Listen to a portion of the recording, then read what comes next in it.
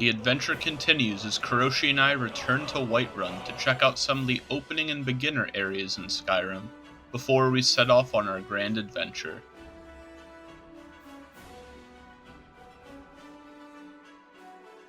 It's time to explore Skyrim together.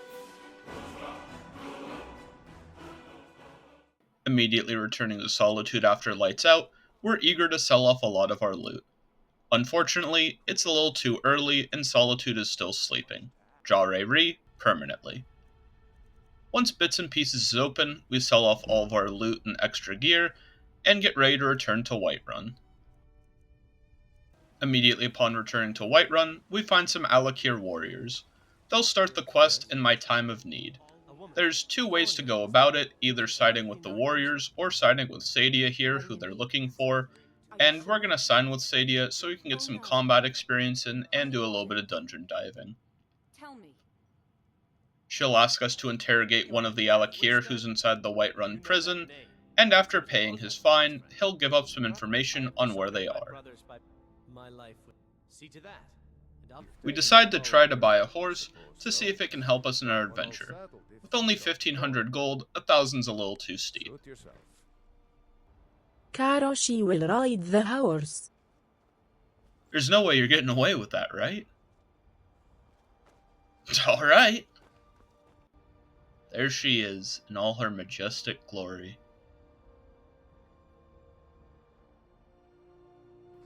Luckily, Kuroshi's nice enough to allow me to ride the only horse that we have at our disposal. Hurry up back there. I will ride the back. Can you even get on? Oh, okay. Oh, I can't control it anymore.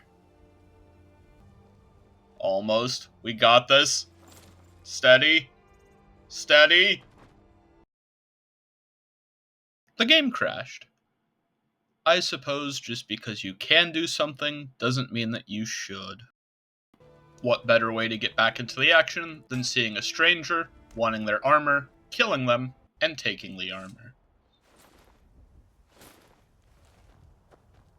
Watch the hunter kill her deer.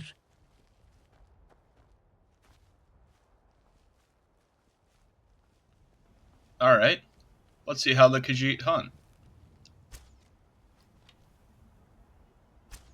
Oh, you're gonna have to do better than that.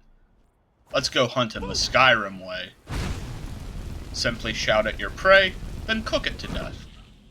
After bagging our deer, we continued up the road until we came across a gravesite that had a bunch of skeletons guarding it. The skeletons are pretty weak and easy to take care of, so no biggie. What an enticing looking chest.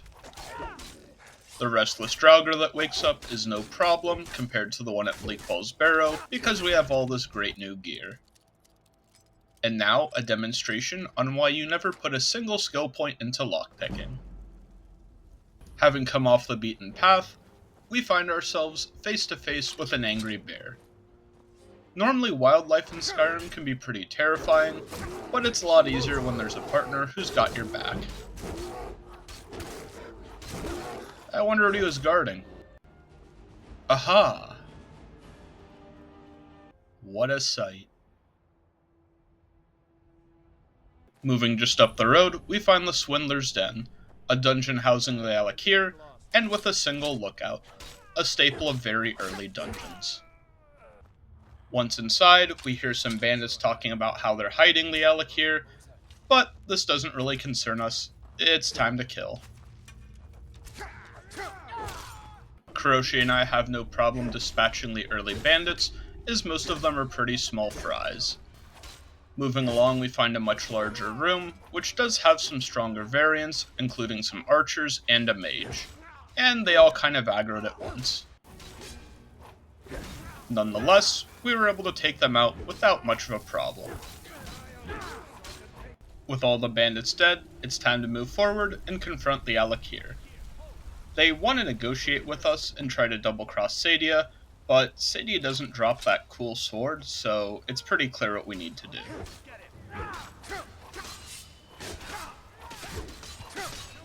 There are quite a few Alakir, and they attack pretty quickly, so we needed to back up through the water to try to funnel them in, and make sure they couldn't all attack at once. And with Kuroshi Cat going down, I'm just going to tactically retreat and try to regroup since I'm low. Move. Move. Well, time to fight, I guess.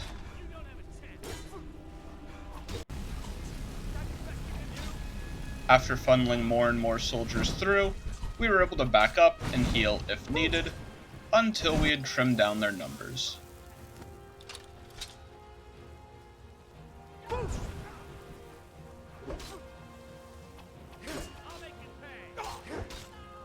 With the last warrior dead, all that was left was Kamadu, and we figured we'd take him on in a 2-on-1 dishonorable fight.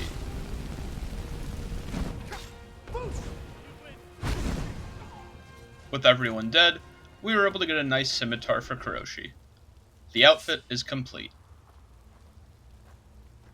Besides looting the bodies, we also found a nice chest.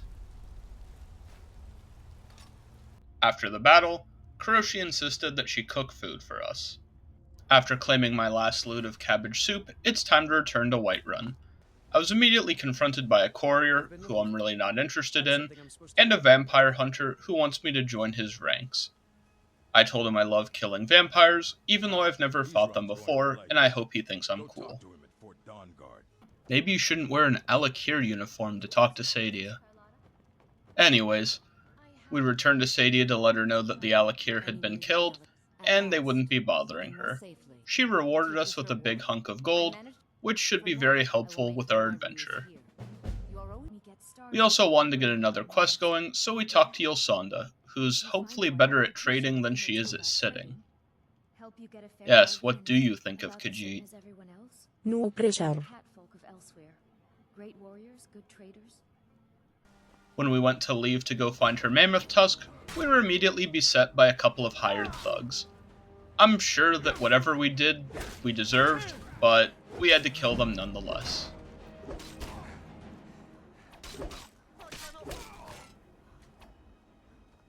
Much like finding the bear off the beaten path, we came across an angry saber-toothed cat. Cat fight! Once again, wildlife is nice and easy when you have a friend.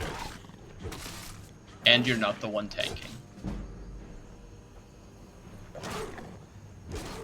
Heading north, there's a bandit camp that we knew hunted mammoths, so we were going to check it out.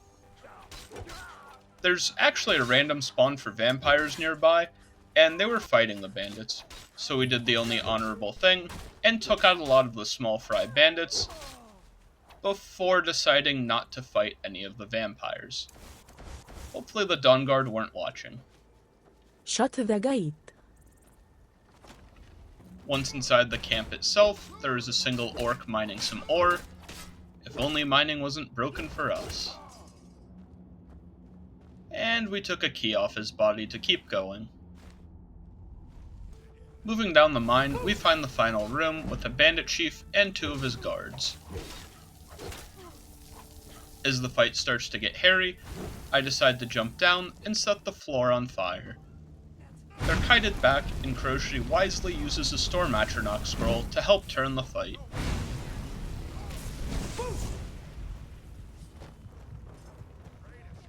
It was a smart move to drain the mage with the lightning. Unfortunately, Kuroshi went down, as the Atronach pulled off a pretty cool move to end the fight. With all of the bandits dead, we were able to secure a Mammoth Tusk for Yolsonda, and a few more that we could sell for ourselves. There is also a nice chest with plenty of loot, and a bunch of smaller chests scattered around the camp. Besides the chests, there was also a tome that allowed us to transmute iron into gold, which was pretty useful for money. Vampire Zargon. Heading back to Whiterun, we were looking all around for Yolsonda and realized it was pretty late in the night, so she probably wouldn't be awake. Oh well, let's get into her house and give her her tusk. Can't a woman get a moment to herself? Leave me. What did I expect? While waiting for Yolsonda to properly wake up, we decided to go smelt our gold and make a bunch of rings. Once again, what did I expect? It then dawned on me that I could sell to the court mage at any time during the night, and we were able to reach our goal of 5,000 gold, which we had wanted for a house. We also kind of forgot to complete Dragon Rising, so I took the time to go talk to the Jarl, and he did all the honorifics of naming me Thane, which of course allowed us to finally buy our house. Oh yeah, Lydia, I guess. Splendid. There's a house available right now. If you don't mind. Wonderful. Has appointed me to be your house. The more the Lead merrier. the way. With Bree's home finally unlocked, we had the most valuable piece of equipment that we could think of during this entire playthrough. A chest. While still waiting for Ylsanda to wake up, we decided to accept some other quests around Whiterun, including stealing some Argonian ale, which isn't too hard, and nets us a nice healing potion that's really strong early on in our adventure. I also spotted Amren walking around and accepted his quest to find his family sword. Might as well pick it up. With 8 AM coming ever closer, we did the only sane thing a person should do and waited outside a woman's house to confront her immediately after she wakes up. Barely getting dressed, I presented her with her tusk. As promised. We were now ready to go complete Amren's quest, which was going to take us to the White River Watch, just past the Hunting Brew Meadery. Well, there's 2 now. I guess it's not stealing? Our horse ride was going a lot smoother than it was before. Thankfully, there were 2 this time. Charge, horsey, charge. And after passing the Hunting Brew Meadery, we were ready to approach the White River Watch and grab the sword. The bandits here used a peculiar strategy, which was to put 2 people outside instead of 1.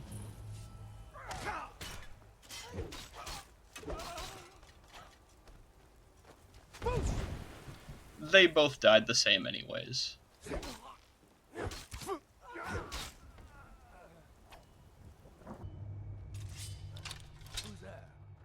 He's blind. And I thought the 2-on-1 versus Kimadu was dishonorable. Moving past the blind lookout, there's a couple of bandits and bandit outlaws inside here, as well as a wolf that they're trying to train to fight, which we released to help us. We made quick work of the bandits, especially because, well, we brought Lydia, and I forgot about her. Moving on, he's normally outside. Well, he's outside now.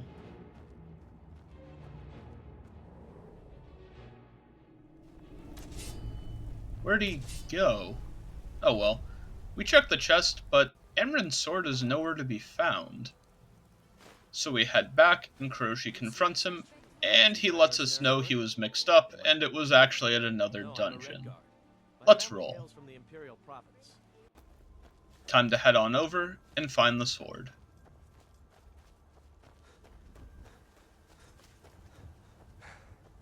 In the same spot where we robbed a Nord for their armor earlier, there was another person here, with even better armor. This is going to be a fun place to hang out. Free armor.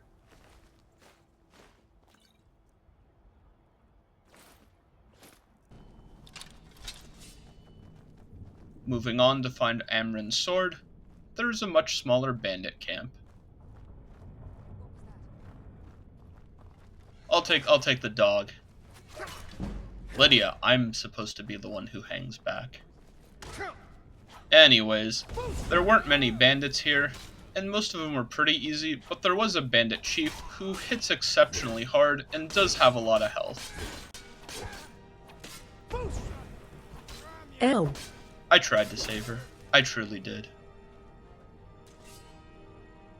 We find a bunch of goodies as well as Amren's sword inside the chest. Let's go turn it in.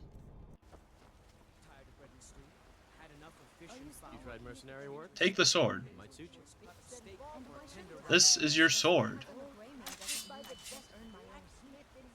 I guess Amren doesn't want it, so we do the only sensible thing and give it to someone who does want it. Welcome to War. Blades, helmets, pretty much anything to suit your needs. 8 gold. With questing done and weapons, armor, and even a home to call our own, we are ready to leave Whiterun behind and begin our journey to the throat of the world. Hopefully Skyrim is forgiving as we look to continue our grand adventure of exploring Skyrim together.